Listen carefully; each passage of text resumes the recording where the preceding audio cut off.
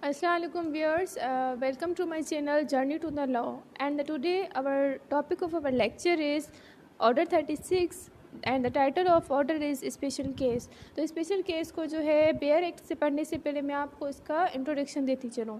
तो special case जो है कोई बहुत ही मुश्किल चीज़ नहीं है। इसमें जो बस स्पेशल केसेस जो होते हैं वो ऑर्डिनरी केसेस से कुछ डिफरेंट होते हैं। अदरवाइज़ जो इनको जो कोर्ट इंटरटेन करती है वो उन्हीं सूट्स की तरह करती है, उन्हीं ऑर्डिनरी सूट्स की तरह ही करती है। तो आखिर अब हम जो है इसको समझते चलेंगे स्पेशल केस में ऐसी क्या चीज़ डिफरेंट है जो इसको जो है ऑर्डिनरी केसेस से डिफरेंट बनाती है। तो सबसे जो मेन चीज़ है कि इसमें स्पेशल केसेस में ना तो प्लेंटिफ होता है ना ही डिफेंडेंट। तो इसका मतलब ये है कि जब प्लेंटिफ और डिफेंडेंट नहीं है तो पार्टीज़ के बीच में कोई कॉन्फ्लिक्ट भी नहीं है। ठीक है, अगर कॉन्फ्लिक्ट नहीं है तो डेफिनेटली इसका अपोजिट वर्ड हम यूज़ करेंगे कि क्या है, पार्टीज़ के बीच में एग्रीमेंट है। ठीक है, तो स्पेशल केस की स्पेशलिटी ही यही है कि पार्टीज़ जो है दोनों एग्रीमेंट पे होती हैं।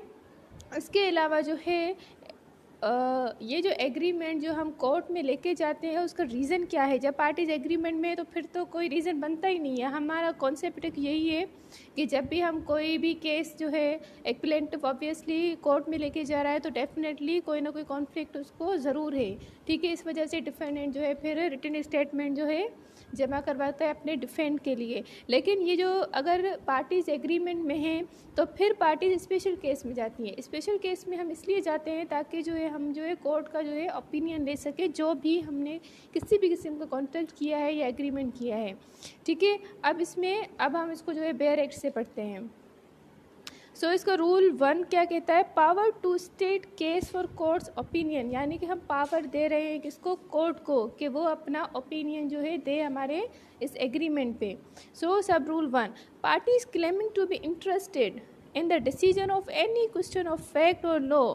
अगर पार्टीज जिस भी डिसीजन में इंटरेस्टेड हैं कि उनको डिसीजन चाहिए, फिर उन्होंने किसी भी क्वेश्चन की बेस पे जो है केस जो है ब्रिंग किया है कोर्ट में, चाहे फिर वो क्वेश्चन ऑफ लॉ है या फिर क्वेश्चन ऑफ फैक्ट है। क्वेश्चन ऑफ लॉ क्या होता है, क्वेश्चन ऑफ लॉ जो हमें कोडिफाइड है, ठीक है, लॉ में हमें मिलता है और जो है जज भी जो है उस कोर्ट के हिसाब से जो कोई भी डिसीजन जो है देता है। लेकिन क्वेश्चन ऑफ फैक्ट क्या होता है, जो हमारे पास कोडिफाइड नहीं है, लॉ के अंदर मौजूद नहीं है, तो फिर जज अपने माइंड से ज्यूरी जो है बैठ के जो है उसको उस केस को जो है एविडेंस की बेस पे डिसाइड करती है। ठीक है, इंटर इनटू एन एग्रीमेंट। तो अभी दोनों पार्टी से किसी भी क्वेश्चन की बेस पे इंटर होती है एग्रीमेंट में, लेकिन जब ये कोर्ट में वो एग्रीमेंट लेके जाएंगे तो किस बेस पे होना चाहिए, किस शेप में, in writing स्टेटिंग such question in the form of a case. अब वो जो एग्रीमेंट है वो कोर्ट में लेकर आ रही है रिटन फॉर्म में। तो अब ये जो एग्रीमेंट होता है पार्टीज़ के बीच में, एनी क्वेश्चन ऑफ लॉ और एनी क्वेश्चन ऑफ फैक्ट, वो जब हम कोर्ट में लेके आती हैं पार्टीज़ तो वो किस फॉर्म में होना चाहिए, केस की फॉर्म में होना चाहिए। और इन केसेस को जो है सीपीसी ने डाल दिया है कि इनमें स्पेशल केसेस के ऑर्डर 36 में। So for the opinion of the court, अब वो कोर्ट में क्यों लेके आ रही है, कोर्ट के ओपिनियन के लिए। लेकिन अब यहाँ पे फर्दर जो है इस रूल 1 में जो है इस ओपिनियन किन चीज़ों पे होना चाहिए वो भी जो है लिख दिए हैं क्लॉजेज में। In providing that upon the finding of the court with respect to such questions, clause A क्या कहता है, a sum of money fixed by the parties or to be determined by the court shall be paid by one of the party to the other of them. अब agreement में वो कौन सा question लेके आना है जिसपे जो है कोर्ट जो है डिसीजन लेगा, या तो कोई सम ऑफ मनी है, ठीक है, जो पार्टीज़ ने फिक्स किया। अब किसी एक पार्टी को दूसरी पार्टी को वो अमाउंट देना है तो इसका जो है डिसीजन कौन देगा, इस पे ओपिनियन कौन देगा, कोर्ट देगी। Number be close, sum property, कोई प्रॉपर्टी है मूवेबल और इमूवेबल। मूवेबल कौन सी प्रॉपर्टी होती है, मूवेबल वो प्रॉपर्टी होती है जो एक जगह से दूसरी जगह मूव कर सके, जैसे कार, ज्वेलरी, ठीक है, या फिर कोई भी फर्नीचर ETC एक्सेट्रा। और इमूवेबल प्रॉपर्टी वो जो अपनी जगह से मूव ना कर सके, जैसे कोई शॉप, प्लॉट, बेंगलो, हाउस, कुछ भी आप इसमें कंसीडर कर सकते हैं। स्पेसिफाइड इन द एग्रीमेंट, जो एग्रीमेंट में स्पेसिफाइड है, लिखी गई है, shall be delivered by one of the party to the other of them. तो वो किस कंडीशन पे एक पार्टी दूसरी पार्टी को डिलीवर करेगी, कैसे करेगी, वो सब भी उस पर जो ओपिनियन कौन देगा, कोर्ट। नंबर सी, वन और more of the party shall do or refrain from doing some other particular act specified in the agreement, या फिर कुछ ऐसे एक्ट्स हैं जो पार्टीज़ को रोका गया है कि वो आप जो है इस एग्रीमेंट में नहीं करेंगे। रिफ्रेन मतलब रोकना या फिर उनको करना है काम, तो उस पर भी जो है ओपिनियन किससे मांगा जा रहा है, कोर्ट से मांगा जा रहा है। यही जो है 3 चीज़ों पे जो है स्पेशल केस है कोर्ट में लाया जाता है पार्टीज़ की तरफ से। अब हम इसका पढ़ेंगे sub rule 2। Every case stated under this rule, जो भी केस इस रूल के अंदर आता है, शैल बी डिवाइडेड इनटू।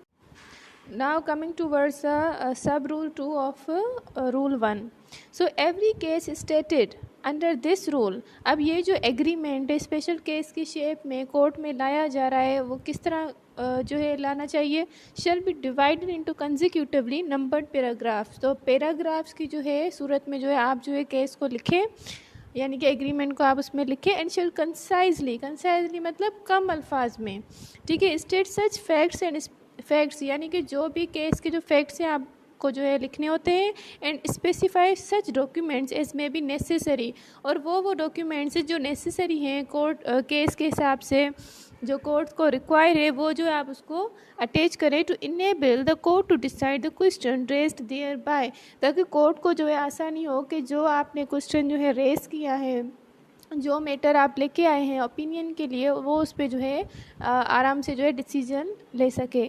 अब हम पढ़ेंगे rule 2 of order 36 special case, where value of subject matter must be stated. अब यहाँ पे जो आप एग्रीमेंट, यानी कि केस में बार बार रिपीट कर रही हूँ कि ये एग्रीमेंट होता है, ठीक है। अब उसमें जो है आपको जो वैल्यू जो है उसमें मेंशन करनी है। ये तो थी इसकी heading. Where the agreement is for delivery of any property, जहाँ पे ऐसा कोई एग्रीमेंट है जिसमें आप जो है डिलीवरी करने जा रहे हैं। डिलीवरी मतलब देने जा रहे हैं एक चीज़ को एक बंदा जो है दूसरे बंदे को जो है कोई चीज़ डिलीवर करने जा रहा है ऑफ एनी प्रॉपर्टी, और फॉर द डूइंग और द रिफ्रेनिंग फ्रॉम डूइंग, या फिर जो है किसी काम से रोका जा रहा है, या फिर किसी काम के लिए जो है कोई ऑर्डर है कि वो उसको करना है किसी पार्टी को। Any particular act, the estimated value of the property to be deliver और to which the act specified has reference shall be stated in the agreement. तो जो प्रॉपर्टी आप डिलीवर करने जा रहे हैं, ठीक है, तो उसकी जो है प्रॉपर्टी आप रेफरेंस के साथ जो है उसकी वैल्यू जो है आप ज़रूर एग्रीमेंट में मेंशन करें। उसके बाद हम चलते हैं रूल 3 की तरफ। Agreement to be filed and registered as suit.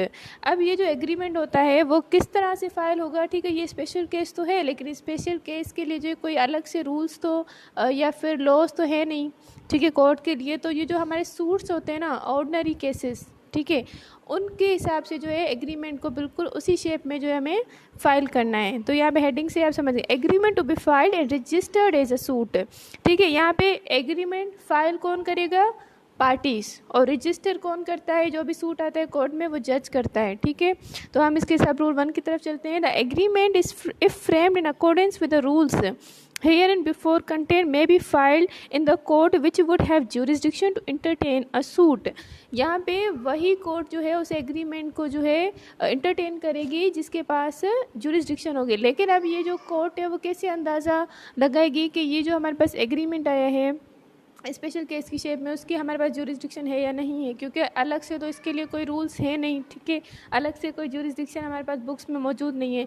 तो वो जो सूट्स को जो है कंपेयर करेगी इन एग्रीमेंट्स के साथ, और फिर ही जो है एक कोर्ट जो है डिसाइड करेगी कि ये हमारी जुरिस्डिक्शन में एरिया वाइज एक तो जुरिस्डिक्शन होती है, ठीक है, और दूसरी होती है पिक्यूनरी, वो उसका जो हम रूल आगे पढ़ेंगे।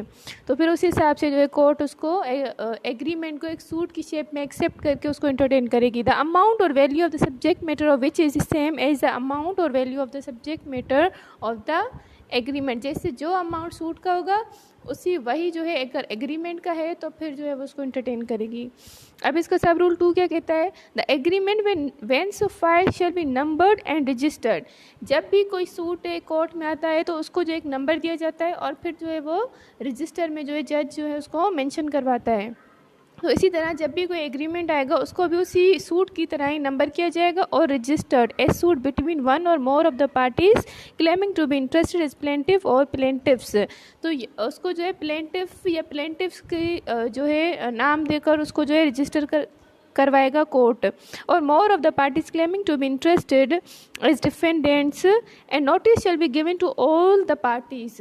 अब यहाँ पे जो है कोर्ट ये जो उसी तरह मैंने जैसे पहले भी यहाँ पे आपको क्लियर किया है कि एक एग्रीमेंट को भी एक सूट की तरह ही इंटरटेन करती है कोर्ट। तो इसी तरह से जैसे ऑर्डिनरी सूट्स में हम जो है कोर्ट जो है नोटिस भेजती है, तो इसी तरह पार्टीज़ को भी नोटिस भेजेगी। लेकिन किन पार्टीज़ को?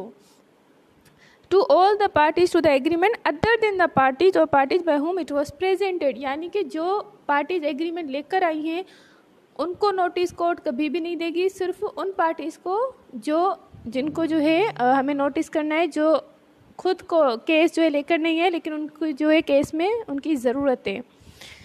तो ये था रूल 3। अब हम पढ़ेंगे रूल 4।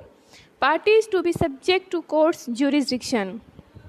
ठीक है, where the agreement has been filed the parties to it shall be subject to the jurisdiction of the court and shall be bound by the statement contained therein. जो भी एग्रीमेंट एक court में जो है लाया गया है उसकी जो है ज्यूरिसडिक्शन लगनी चाहिए कोर्ट में। ऐसे नहीं कि कोर्ट की ज्यूरिसडिक्शन है नहीं और आप वो जो है कोर्ट जो है वो एग्रीमेंट चला रही है, या फिर पार्टीज एक ऐसी कोर्ट में जो है केस लेकर आई है जिसकी ज्यूरिसडिक्शन में वो एग्रीमेंट या फिर वो केस आ ही नहीं रहा। तो ठीक है, और जो उसमें स्टेटमेंट है वो भी जो है कोर्ट की जो ज्यूरिसडिक्शन में आनी चाहिए कि उसके पास वो इख्तियारात हैं या फिर नहीं है उस जो है एग्रीमेंट को एंटरटेन करने की। उसके बाद हम आते हैं रूल 5 की तरफ। तो रूल 5 में है hearing and disposal of case. अब ये जो है हेयरिंग कैसे होगी? ठीक है, इसे स्पेशल केस की, और डिस्पोजल यानी कि अब ख़त्म कैसे करेगी कोर्ट, जैसे आखिर में जो जजमेंट आ जाती है या डिक्री आ जाती है। ठीक है, sub rule 1 the case shall be set down for hearing as suit instituted in the ordinary manner. Agreement की भी हेयरिंग वैसे ही होगी जैसे कि एक ऑर्डिनरी जो है सूट की हेयरिंग होती है कोर्ट में। And the provisions of this court shall apply to such suit so far as the same are applicable. और जो इस कोड के जो भी प्रोविजंस एक ऑर्डिनरी केस पे जो है एप्लीकेबल हैं, वही प्रोविजंस जो है आप एग्रीमेंट पे भी स्पेशल केस में भी अप्लाई करके जो है केस जो हेयरिंग करेगी और इसका डिस्पोजल भी वैसे ही किया जाएगा। अब इसका सब रूल 2 क्या कहता है? Where the court is satisfied, जहाँ पे कोर्ट मुतमईन है, सेटिस्फाइड है, ठीक है, after examination of the parties को एग्जामिन करने के बाद, एग्जामिनेशन जैसे हेयरिंग से होती है या एविडेंस वगैरह देख के, और after taking such evidence as it think fit, जहाँ पे कोर्ट ने ऐसे एविडेंस ले चुकी है जिनकी उसको ज़रूरत थी। तो क्लोज ए में है that the agreement was duly executed by them. ठीक है, कि ये जो एग्रीमेंट है वो दोनों पार्टी जो है राज़ी हैं, ठीक है, अब एग्जीक्यूट किया जा सकता है।